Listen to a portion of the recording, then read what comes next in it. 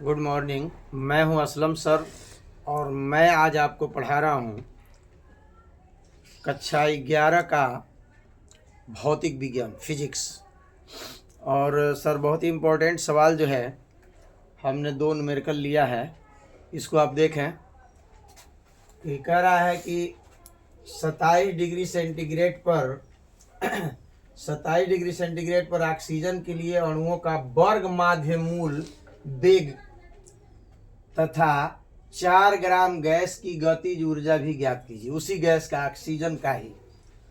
तो सबसे पहले हम ज्ञात करेंगे वर्ग माध्य मूल वेग। क्या लिखेंगे? हाँ, वर्ग माध्य मूल वेग। इसको अंग्रेजी में कहेंगे RMS। R का मतलब होता है रूट यानी मूल, वर्गमूल जिसे आप कहते हैं। IM का मतलब होता है मीन, होता है मीन, मेडियन, मोड, समानांतर माध्य, माध्यिका और बहुलक। बहुलक को मोड कहते हैं और माध्य, समानांतर माध्य को मीन कहते हैं और माध्यिका को मेडियन कहते हैं। तो ये मीन है, तो ये यम का मतलब माध्य मीन हो जाएगा, आर का मतलब हो जाएगा रूट यानी मूल, आईएस का मतलब स्क्वायर यानी वर्ग। तो ये शॉर्टकट नेम है, RMS कहते हैं इसको। इसका सूत्र होता है 3RT बटे यम। क्या सूत्र होता है? 3RT बटे यम। ये क्या है मैं यहाँ लिख दे रहा हूँ। 3 तो 3 है, आर जो है वो होता है नियतांक। हाँ, गैस का जो है, गैस का नियतांक होता है जिसका मान होता है, सवाल में दिया रहता है यहाँ। 8.1। हाँ, इसका मान होता है 8.31 है। और टी जो है वो टेम्परेचर है यानी ताप है, जो दिया हुआ है 27 डिग्री सेंटीग्रेड। तो देखिए जो केल्विन था जिसने ये बनाया सूत्र को, तो वो 3 लोग अलग अलग जो है 3 नियम बनाया है समझ में। तो उसमें जो है जब भी टेम्परेचर को भरेंगे तो सेंटीग्रेड में नहीं भरेंगे, उसको केल्विन में बदल के तब भरेंगे। किसमें बनाएंगे? हाँ, केल्विन में। केल्विन में बदलने के लिए इसमें 273 जोड़ देंगे। क्या करेंगे? 273 जोड़ देंगे तो ये केल्विन में बदल जाएगा, 300 डिग्री केल्विन हो जाएगा। यही इसमें भरेंगे। आयम का मतलब होता है ये जो गैस है उसका परमाणु भार। क्या होता है? परमाणु भार। हाँ, परमाणु अणु भार होता है। यम का अणु भार भी लिख सकते हैं। अणु भार लिख लीजिए। हाँ, अणु भार। तो अणु भार लिखिए, अणु भार होता है, अणु भार लिखिए। तो यम का अणु भार हो जाएगा। अणु भार इसका होता है ऑक्सीजन का 32। कितना होता है? हाँ, परमाणु भार नहीं होगा, अणु भार होगा, क्योंकि परमाणु भार तो 16 होता है, अणु भार O2 तो हाँ 32 होता है। यही इसमें भर के लगा देंगे, आंसर आ जाएगा सर। लगावें? देखिए बराबर लिखिए, 3 लिख लीजिए। आर का मान दिया है कितना? 8.31 लिखिए। गुणे टेम्परेचर कितना दिया है? 300 लिखिए। आप बट्टे में यम दिया है 32। इसको मैं रफ पर हल कर दूं। यहाँ रफ बना लेना, फिर मिटा दूंगा मैं। देखिए 3 गुणा कर लेना जमानी। देखिए 3 तिरिके 9, 9 एक अन्य 9 लिख लीजिए। 9 तिरी 27, हाथ में 2, 9 अठे 72, अब 72 आ 2 74। ये 2 जीरो है ना, ये दशमलव छोड़ दीजिए। अब बटे में 32 लिख लीजिए। 32 का भाग दे लीजिए। तो 32 का भाग देंगे तो पहले क्या बढ़ जाएगा? 2 बढ़ जाएगा। तो 32 दूनी हो जाएगा 64, है ना। आप लोग भाग दीजिए। आप लोग भाग जल्दी देंगे। आप लोग भी दीजिए। अब घटाएंगे तो ये हो गया 0, यहाँ हुआ 1। अब 7 उतारिए, अब 3 बार जाएगा। तो 3 दूनी 6, 3 तिरिके 9। अब जो है 1 हुआ, 1 हुआ। अब 9 उतारिए, फिर 3 बार जाएगा। तो ये हो गया आपका 233 दशमलव कितने बार जा रहा है? 7 1 7 बार। 7 1 लिख लीजिए। तो ये भी स्क्वायर का मान हुआ यस सर VRMS है यस सर RMS। अब भी निकाल लीजिए। अब VRMS का मान हो जाएगा, इसका वर्गमूल ले लीजिए। 25 25 हम 625 12 बार हम 144 कितना हो रहा है? 15 15 हम 225। तो 225 से थोड़ा ज्यादा है तो 15.28 3 लिख लीजिए है 15.3। यस सर ये हो जाएगा आपका आंसर हो जाएगा सर। यस सर तो मैं अभी दूसरा सवाल ले रहा हूँ। आपको क्या निकालना है इसमें? और गतिज अच्छा गतिज ऊर्जा भी निकालना है तो सर। निकाल लीजिए। तो मिटावे तब नहीं इसको, यस सर ताकि यहाँ लगा दें। वही लगा दी सर चलिए लगा रहे हैं। तो देखिए कह रहा है 4 ग्राम गैस की गतिज ऊर्जा। कितना हो ग्राम गैस की गतिज ऊर्जा निकालना, उससे कोई बस नहीं है। 4 ग्राम हो या 1 ग्राम हो, यस सर गतिज ऊर्जा उसका बराबर होगा। तो लिखेंगे गतिज ऊर्जा यानी काइनेटिक एनर्जी बराबर 5/2 5/2 गुणे RT RT होता है। क्या होता है? RT RT। तो 5/2 लिख लीजिए। IR का मान कितना दिया है? 8.31।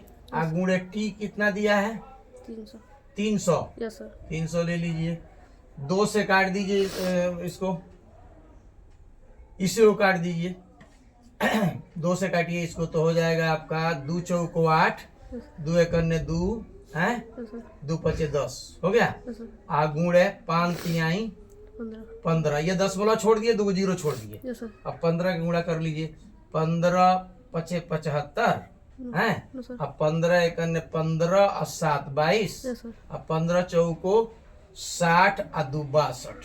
यस सर 2 अंक के बाद दशमलव कितना आया है? अब ये जो है दशमलव के यहाँ करेंगे यस सर तो मैं ये 2 जीरो तो खत्म हो गया इसके लिए। यस सर आप बराबर लिख सकते हैं 6 इतना ही रहने दिया जाए, क्या फर्क पड़ता है? कितना दिया आंसर? कितना दिया है?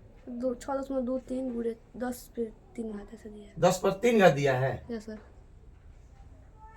ये देखिए दशमलव ये नहीं रहेगा यस सर क्योंकि दशमलव 2 जीरो था ना, यस सर तो दशमलव हम छोड़ दिए हैं। यस सर अब काटिए इसको। तो कैसे काटे हैं? 2 चौको 8 है, यस सर और 2 एकन्ने 2 और 2 पचे 10 कट गया। यस सर अब 5 तिहाई 15 हो गया।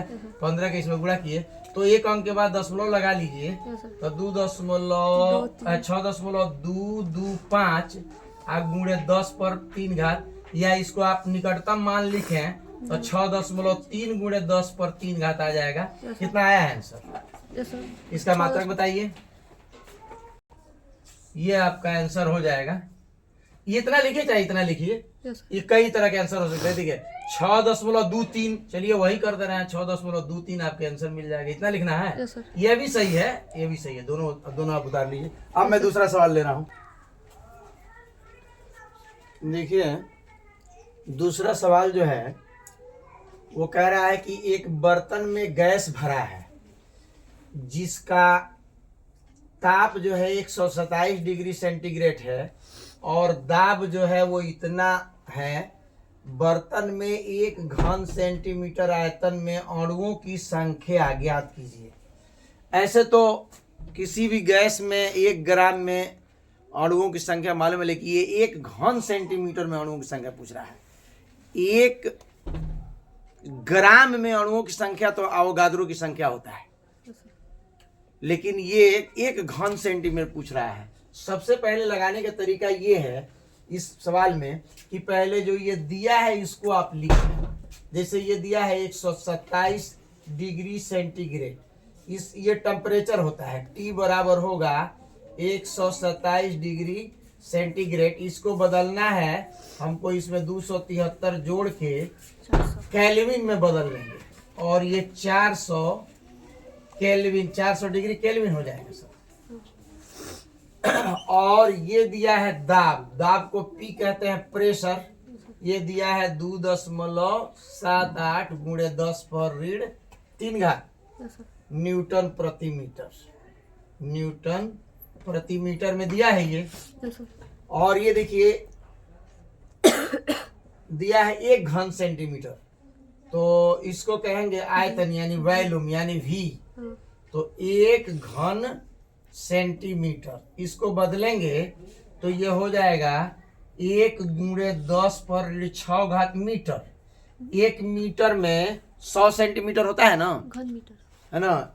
एक सेंटीमीटर में 1 सेंटीमीटर में 100 1 मीटर में 100 सेंटीमीटर होता है ना, तो 100 × 100 × 100, तो 3 ठो 100 बार गुणा करेंगे तो वही है ऋण 6 घात, माने भाग देंगे तो मीटर में बदल जाएगा ये। और क्या दिया है, के का मान दिया है। ये के जो है कांस्टेंट होता है, यानी बोल्टमैन ने इसका मान बताया था, तो बोल्टमैन का नियतांक कहते हैं इसको। ये दिया है आपका 1.38 × 10⁻⁻23 जूल प्रति केल्विन है। हाँ, तो अब इससे जो सूत्र बनता है सर, निकालना है हमको एन अणुओं की संख्या। क्या निकालना है, अणु। अणुओं की संख्या। उसको कहते हैं छोटे लेटर का यन। Yes sir. यन बराबर होता है पीवी बटे पीवी बटे आरटी है, केटी। एटी पीवी बटे केटी, हाँ, ये सूत्र होता है सर। हालांकि सूत्र ये नहीं होता है, सूत्र ये होता है यहाँ पीवी बराबर यन केटी, इसी से बना है। यन का मान निकाला गया है तो केटी जो है इसमें भाग पड़ गया है, तो अब इसी में भर दें हम, निकल जाएगा आंसर।